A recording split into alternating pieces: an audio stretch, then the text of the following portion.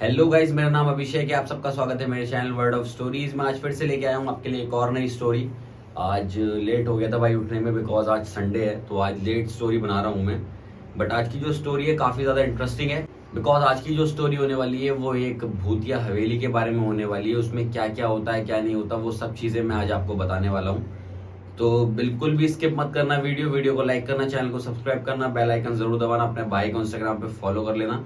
तो चलिए वीडियो को स्टार्ट करते हैं। तो ये कहानी है रामगढ़ की। रामगढ़ में एक हवेली हुआ करती थी, अभी भी है वो हवेली। उस हवेली के दूर आसपास जितने भी दूर दूर जो घर हैं उन घरों में चीखों की आवाज सुनाई दिया करती थी। आज का जो दिन है, आज के दिन रमेश अपने घर में सो रहा था और आज फिर से रोज की तरह उसे चीखने की आवाज सुनाई दे रही थी, जिसमें वो कह रही थी, मुझे इस हवेली से मत निकालो, मुझे इस हवेली से बाहर नहीं जाना।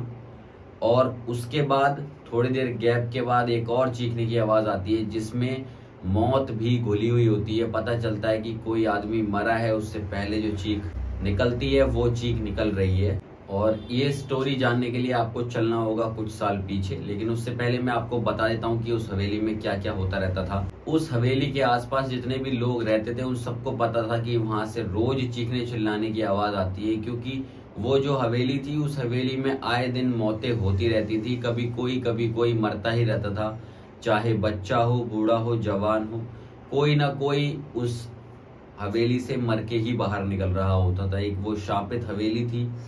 क्यों होता था ऐसा ये सब मैं आपको बताऊंगा, लेकिन उससे पहले आपको बता देता हूं कि उस हवेली के आसपास जो लोग रहते थे उनके द्वारा एक औरत को वहां पे घूमता हुआ देखा जाता था। कभी वो विंडो से बाहर झांक रही होती थी रात को, कभी वो छत पे खड़े होके किसी को देख रही होती थी, किसी का इंतजार कर रही होती थी।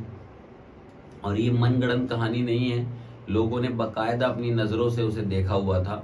ऐसा नहीं है कि किसी ने बोल दिया लोगों ने मान लिया, ये सब वहां चल रहा था। और वो कौन थी जो पूरी पूरी रात वहां भटकती रहती थी, लोगों को मार दिया करती थी। लेकिन एक चीज उसके साथ आपको ये भी बताना चाहता हूँ, अगर वहां भूत प्रेत भी थे तो साथ में वहां बहुत लोग भी थे जो रह रहे थे वहां पे उस हवेली के अंदर। वो हवेली ऐसा नहीं था खाली पड़ी थी।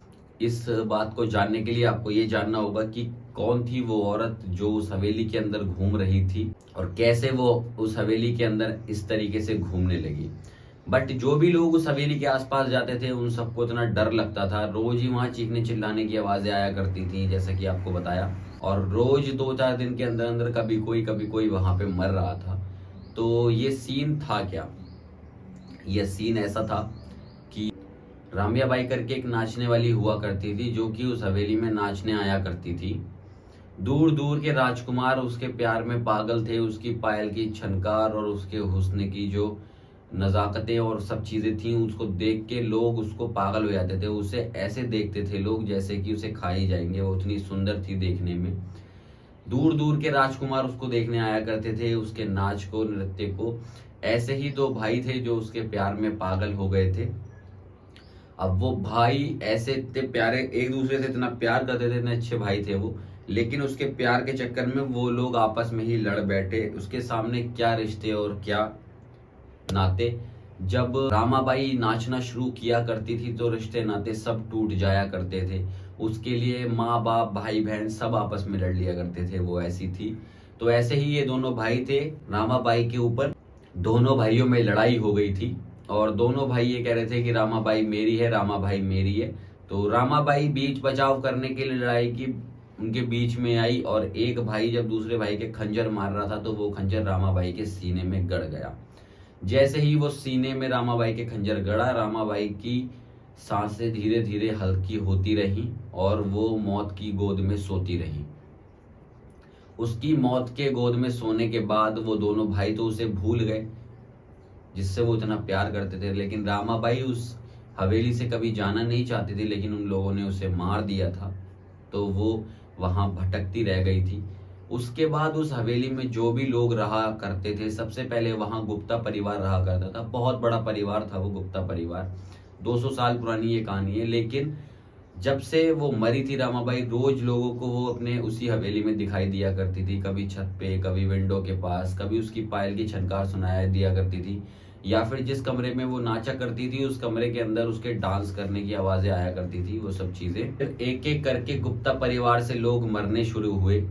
कभी कोई बूढ़ा मर रहा है, कभी कोई जवान मर रहा है। जो वहां गुप्ता परिवार रहा करता था उस गुप्ता परिवार के पहले बूढ़े लोग मरे, उसके बाद उनके बच्चे मरने लगे, फिर बीवियां मरने लगी, एक एक करके सब मर गए। लेकिन वहां पे सिर्फ एक लेडी बची थी जो ये चाहती थी कि अब कोई ना मरे, तो उन्होंने वो कौड़ियों के दाम पे अपनी हवेली एक संतोष तोमर जो थे उनको बेच दी थी। उन्होंने सस्ता होने के कारण उस हवेली को खरीद लिया, लेकिन उन्हें नहीं पता था रामाबाई का प्रकोप वहां चल रहा है। जब वो वहां रहने आए तो सबसे पहले उनकी माँ की डेथ हुई।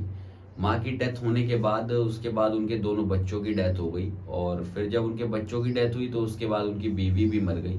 अब वो अकेले ही रह गए जो इस हवेली की देख रेख कर रहे हैं। और जो लोग वहां जिंदा भी हैं ना, उनके अंदर कोई जिंदगी वाली चीज दिखाई देती नहीं है, वो अधमरे से ही हो गए हैं। उनके अंदर कोई हंसी खुशी नहीं। उस हवेली के अंदर जितने भी लोग रहते हैं ना, सब मायूस, ऐसा लगता है कि मर चुके हैं, मरे हुए जिंदा लाश जो होती है ना, उस तरीके से वो लोग रहा करते थे। क्योंकि वो इंसिडेंट्स को देख देख के इतने ज्यादा परेशान हो गए थे ना, वो बहुत ज्यादा, उनके अंदर जिंदगी जीने का कोई होप ही नहीं बचा था। उन्हें समझ में नहीं आ रहा था कि उन्हें क्या करना है क्या नहीं करना। संतोष जी के साथ इतना बुरा हुआ, लेकिन संतोष जी ने एंड में ये सोचा कि हम किसी पंडित को बुला के अपने हवेली की पूजा पाठ करवा लेते हैं। जब संतोष जी ने पंडित को बुलाया पूजा पाठ के लिए, तो रामाबाई के आगे क्या पंडित और क्या नॉर्मल आदमी।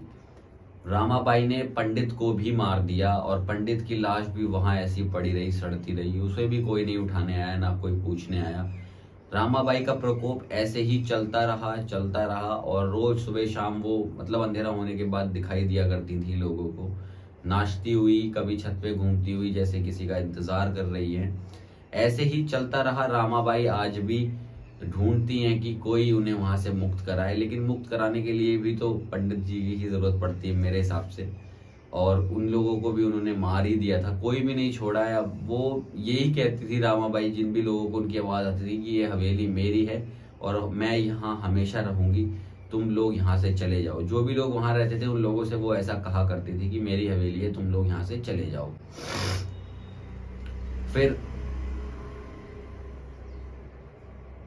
एट द एंड होता क्या है, संतोष जी भी ये डिसाइड करते हैं कि वो हवेली जो है वो किसी को बेचेंगे नहीं, लेकिन वहां पे अब रहेगा भी कोई नहीं, और वो ऐसे ही खाली पड़ी रहेगी। रामाबाई ही उस हवेली में बस रहेंगी, और वो भी वहां से निकल जाते हैं, उसमें ताला वगैरह लगा के हवेली में पूरा बंद करके उसको।